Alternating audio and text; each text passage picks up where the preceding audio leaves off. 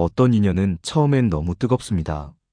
함께 웃고, 함께 울고, 서로의 전부처럼 느껴지죠. 그런데 시간이 지나면 이상하게 어긋납니다. 예전엔 이해되던 말이 거슬리고, 사소한 일에도 서운함이 쌓입니다. 그때마다 우리는 스스로를 달랩니다. 그래도 이 인연 버리긴 아깝지. 정약용은 이런 인연을 두고 중간 인연이라 불렀습니다. 시작은 있었지만 끝까지 갈 인연은 아닌 관계. 그는 말했습니다. 모든 인연이 깊어야 하는 것은 아니니 때를 알면 미련이 없다. 인생의 많은 고통은 사람을 붙잡으려는 마음에서 시작됩니다. 좋았던 기억, 정, 의리, 미안함. 하지만 그 마음들이 얽히면 결국 나 자신을 잃게 됩니다. 지혜로운 사람은 사람을 미워하기보다 인연의 시기를 인정합니다. 정약용의 편지들을 보면 그는 인연을 흐르는 강물에 비유했습니다. 물은 흘러야 맑다. 사람도 흘러야 다치지 않는다. 함께 머물 때가 있고 떠나야 할 때가 있습니다. 이걸 구분할 줄 아는 것이 인간관계의 첫 번째 결단입니다. 50 이후의 사람들은 이미 압니다. 모든 인연이 오래 가는 건 아니라는 것을. 젊을 때는 관계의 수가 힘이었지만 나이 들면 관계의 온도가 지혜가 됩니다. 가까워질수록 조심하고 멀어질수록 따뜻해야 합니다. 그 균형을 아는 사람이 삶을 평안하게 이끌어갑니다. 정약용은 유배지에서 수많은 인연을 떠나보냈습니다. 그는 벼슬길의 동료들을 잃고 벗과의 왕래도 끊겼습니다. 하지만 그 단절을 한탄하지 않았습니다. 그는 이렇게 기록했습니다. 벗이 떠남은 나를 남기기 위함이요. 인연이 끊김은 새 인연을 부르기 위함이다. 이 말은 참 깊습니다. 누군가 떠난 뒤 남는 공허함은 사실 내 안에 공간을 만드는 일입니다. 그 빈자리에서 새로운 관계, 새로운 통찰이 자라납니다. 그러니 모든 이별이 손해가 아닙니다. 이별은 정리이자 정화입니다. 정약용은 또 이런 말도 남겼습니다. 미련은 마음의 먼지다. 털지 않으면 마음의 빛이 흐려진다. 지혜로운 사람은 미련을 탓하지 않습니다. 그저 제때 털어내며 그 관계가 내게 남긴 의미만 품고 갑니다. 지금 우리 곁에도 그런 인연이 있을 겁니다. 예전처럼 마음이 통하지 않는데 예의상, 정 때문에 이어가는 관계들. 하지만 진짜 배려는 상대도 나도 더 이상 상처받지 않게 그만둘 줄 아는 결단입니다. 정약용은 평생 수많은 사람과 인연을 맺고 또 끊었습니다. 벼슬길의 동료, 학문의 벗, 제자들, 백성들. 그 가운데 어떤 인연은 끝까지 이어졌지만 어떤 인연은 도중에 흐릿하게 멀어졌습니다. 그는 그런 관계를 두고 중간 인연이라 이름 붙였습니다. 그가 남긴 구절 중에 이런 말이 있습니다. 어떤 인연은 끝을 보려 하지 말고 중간에서 머물다 흘려보내야 한다. 이 말에는 단호함과 자비가 함께 들어 있습니다. 모든 인연을 끝까지 지켜내는 것은 인간의 의리가 아니라 오히려 집착일 수 있다는 뜻이죠. 정약용은 인간관계를 세 가지로 나눴습니다. 하나는 깊은 인연 평생 함께할 관계, 둘은 얕은 인연 스쳐 지나갈 관계, 그리고 마지막이 중간 인연. 한때는 가까웠지만 결국엔 흘러가야 하는 관계. 그는 말했습니다. 깊은 인연은 서로의 허물을 덮고 얕은 인연은 서로의 이름도 잊는다. 그러나 중간 인연은 허물을 보고 머문다. 이 문장은 인간관계의 진실을 꿰뚫습니다. 중간 인연은 완전히 나쁜 인연도 좋은 인연도 아닙니다. 그러나 계속 붙잡고 있으면 둘 다 상처를 입게 됩니다. 우리의 삶에도 이런 관계가 참 많습니다. 예전엔 마음이 잘 맞았지만 이제는 자주 부딪히는 친구, 겉으론 여전히 웃지만 속으론 불편한 가족, 의리로만 이어지는 동료. 그 관계가 아직 이어지는 이유는 정 때문이 아니라 습관 때문일지도 모릅니다. 정약용은 이런 관계를 두고 머물면 탁해지고 흘리면 맑아진다 라 했습니다. 강물은 흐르기 때문에 썩지 않습니다. 사람의 관계도 마찬가지입니다. 흐름을 억지로 막으면 썩고 때를 알면 다시 맑아집니다. 지혜로운 사람은 인연의 흐름을 봅니다. 상대의 마음이 멀어졌을 때 그걸 원망하지 않습니다. 왜 변했느냐고 묻기보다 변할 때가 되었구나 라고 받아들입니다. 그게 성숙한 결단입니다. 정약용은 이렇게도 썼습니다. 인연이 멀어질 때는 서로의 덕이 다했기 때문이다. 즉, 그 관계는 서로에게 배움과 역할을 다한 것입니다. 더 이어지면 의무가 되고 더 잡으면 집착이 됩니다. 그러니 미련보다 감사로 마무리해야 합니다. 그는 또 다른 편지에서 이렇게 말했습니다. 사람 사이의 이별도 자연의 한 부분이다. 꽃이 피면 반드시 지고 물이 차면 반드시 흘러내립니다. 그 흐름이 슬픈 게 아니라 아름다운 것입니다. 왜냐하면 그것이 순리이기 때문입니다.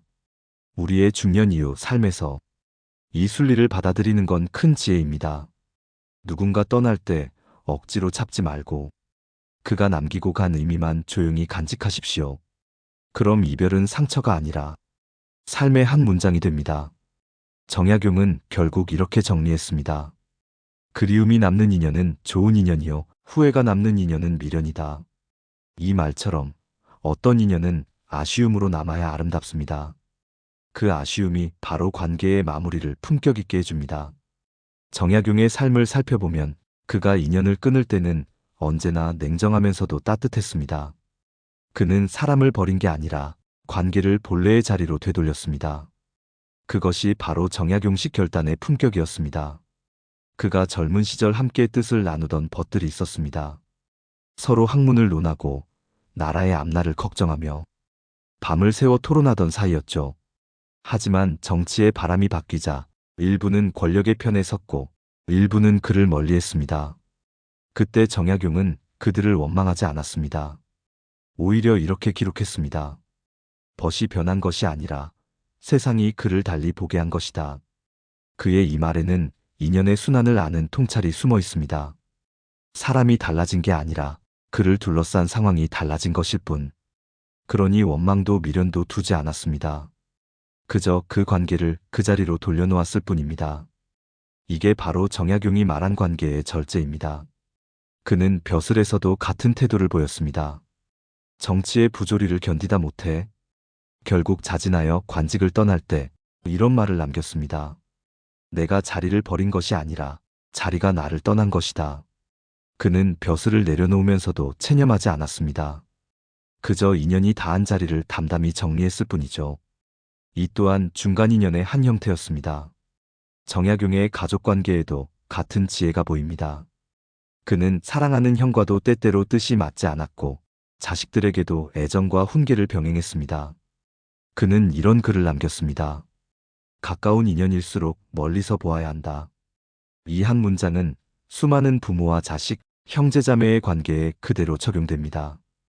가깝다고 해서 늘 붙어 있어야 하는 건 아닙니다. 진짜 사랑은 거리 안에 있습니다. 그 거리가 있어야 서로의 마음이 숨을 쉽니다. 정약용은 사람을 정리할 때도 항상 감사를 먼저 남겼습니다. 그는 벗이 자신을 떠났을 때 그 벗에게 이런 시를 보냈습니다. 그대와 나의 길이 갈라지니 서로의 발자국이 오래 남기를 바란다. 떠나는 이에게 원망 대신 축복을 남긴다는 것, 그것이 진짜 결단입니다. 그는 인연을 끊지 않았습니다. 그저 인연을 제자리에 돌려놓은 것입니다. 함께 걸을 길이 끝났다면 거기서 멈추고 인사를 하는 것, 그것이 지혜로운 마무리입니다. 우리는 종종 사람을 정리한다는 걸 무정하거나 냉정한 일로 생각합니다. 하지만 정약용의 가르침은 다릅니다. 관계를 정리하는 건 감정을 버리는 게 아니라 감정을 맑히는 일입니다. 억지로 이어질 때 생기는 오해와 피로를 없애고 그 인연이 남긴 좋았던 시간만 간직하는 것. 그게 진짜 배려입니다. 정약용은 이런 말을 남겼습니다. 모든 이별이 끝은 아니다. 때로는 그것이 다시 시작의 모양이다. 이 말은 지금의 우리에게도 그대로 닿습니다. 관계를 놓는다는 건 새로운 관계와 내가 다시 태어날 자리를 만드는 일입니다. 지혜로운 사람은 인연을 끊는 사람이 아니라 인연을 정리할 줄 아는 사람입니다. 그 결단 속에서 마음은 더 단단해지고 세상은 한결 맑아집니다. 정약용의 인간관계 철학에서 가장 깊은 부분은 그가 이별을 미움 없이 대했다는 점입니다. 그는 수많은 사람에게 배신당하고 믿었던 벗에게 오해받았지만 단 한 번도 그들을 원망하는 글을 남기지 않았습니다. 그가 유배지 강진에서 쓴 한 구절이 있습니다. 벗이 떠났으나 내 마음은 여전히 그를 향해 있다. 이 말은 단순한 그리움이 아닙니다.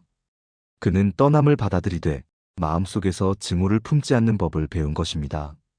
그게 바로 놓는다는 것의 진짜 의미입니다. 우리는 흔히 관계를 끊는다 하면 감정을 잘라내는 일이라 생각합니다. 하지만 정약용은 달랐습니다. 그에게 놓음이란 감정을 정리하는 일이지 사람을 지우는 일이 아니었습니다. 그는 인연을 버리는 대신 그 인연이 내게 남긴 교훈을 남겼습니다. 그것이 곧 마음의 공부였습니다. 그는 이렇게 말했습니다.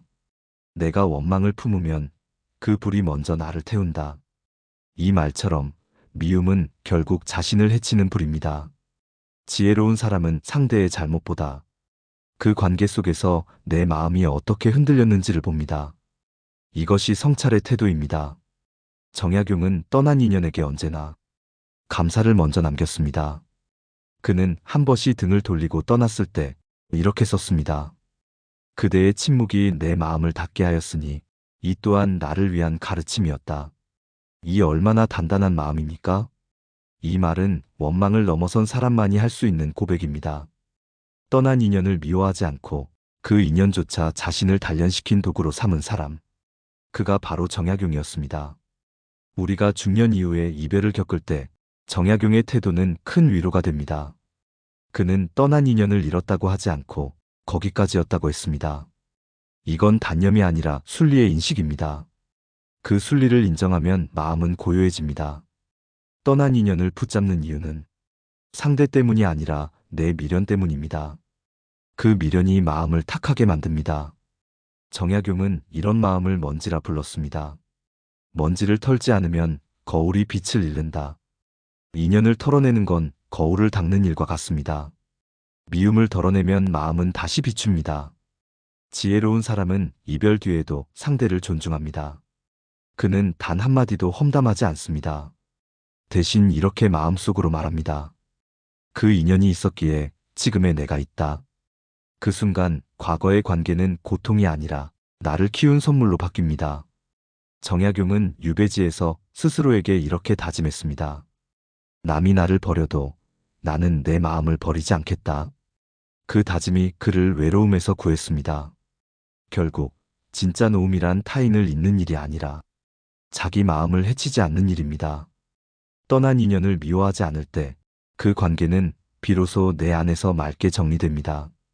미움 없이 끝난 인연만이 기억 속에서 오래 빛납니다. 그 빛은 다시 새로운 인연을 부르는 불씨가 됩니다. 정약용은 많은 인연을 흘려보냈지만 그 속에서도 평생 이어진 인연들이 있었습니다. 그는 그런 관계를 깊은 인연이라 불렀습니다. 그 깊은 인연은 말이 많지 않았고 자주 보지 않아도 서로를 믿었습니다. 그의 벗 이덕무, 박재가, 권도님 같은 이들이 바로 그랬습니다. 정약용은 편지에서 이렇게 썼습니다. 벗은 먼 곳에 있어도 마음이 곁에 있으면 매일 만나는 것과 다르지 않다. 이 말 속에는 진짜 인연의 특징이 들어 있습니다.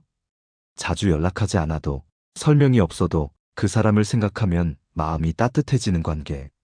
그런 인연이 오래갑니다. 지혜로운 사람은 끝까지 갈 인연을 처음엔 잘 알아보지 못합니다.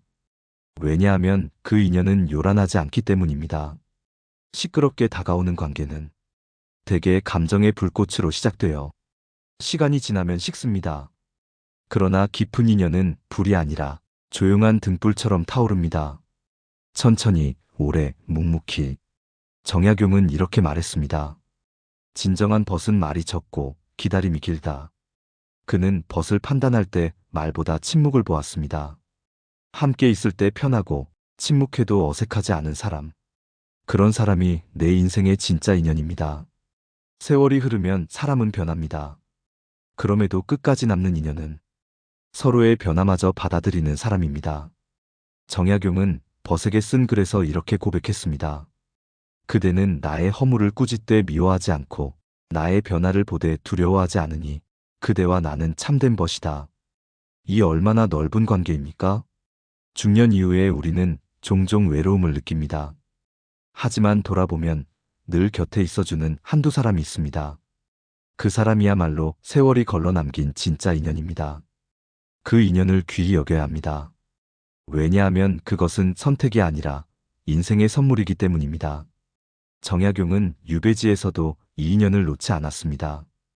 그는 하루에도 한 번씩 멀리 있는 벗들을 향해 마음속으로 인사했습니다. 오늘도 네가 평안하기를. 그 짧은 인사 속에 모든 정이 담겨 있었습니다.